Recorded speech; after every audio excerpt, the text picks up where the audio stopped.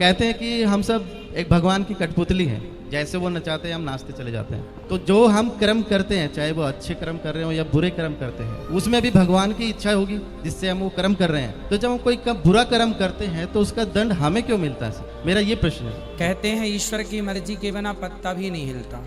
तो जब सब भगवान करते हैं तो फिर पापी व्यक्ति क्यों है? हमने चोरी की तो फिर हमने वो भी ईश्वर की मर्जी से की, क्योंकि सब ईश्वर की मर्जी से हो रहा है। ये सवाल है आपका। जी जी बिल्कुल। उत्तर के लिए आपसे ही मैं प्रश्न करूंगा। जी बिल्कुल। माना कि एक कार आपकी है और आप मालिक हैं।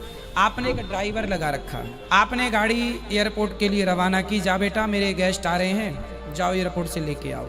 ड्राइवर गाड़ी लेके चला, आपकी मर्जी से जा रहा है। जी जी। पर रास्ते में वो गाड़ी को किसी डिवाइडर से ठोक देता है, तो गाड़ी का एक्सीडेंट हो गया, गाड़ी का नुकसान हो गया, गाड़ी क्षतिग्रस्त हो गई। तो क्या ये आपकी मर्जी थी? जी नहीं। आपकी मर्जी थी कि गाड़ी एयरपोर्ट जाए, पर गाड़ी का एक्सीडेंट हो गया, गाड़ी गड्ढे में गिर गई। ये आपकी मर्जी नहीं थी। ये मर्जी नहीं थी, ये गलती थी। किसकी? आपकी नहीं, ड्राइवर की। जी। ड्राइवर के पास दोनों थे, एक्सीलेटर भी था और ब्रेक भी था। क्यों नहीं हिसाब से गाड़ी चलाया? क्यों डिवाइडर पर ठोक दिया? आपकी गाड़ी आपकी मर्जी से चलती है, पर जब उसका नुकसान होता है तो वो आपकी मर्जी नहीं होती है ना, वो लापरवाही होती है। उसी प्रकार ये संसार भगवान की ओर से चल रहा है, मालिक भगवान है, हम लोग केवल ड्राइवर हैं। हमारे पास ईश्वर ने विवेक दे रखा है। आपको पता है कि आपको गुलाब की सैया पर तो सोना है। आप कहीं गुलाब होंगे तो आप जाके उस गुलाब के ऊपर बैठ भी सकते हैं, खड़े भी, पर कांटों का ढेर होगा तो आप नहीं खड़े होंगे। आपको पता है कि ये गुलाब है, ये कांटा है, आपको समझ है कि सही है, ये गलत है।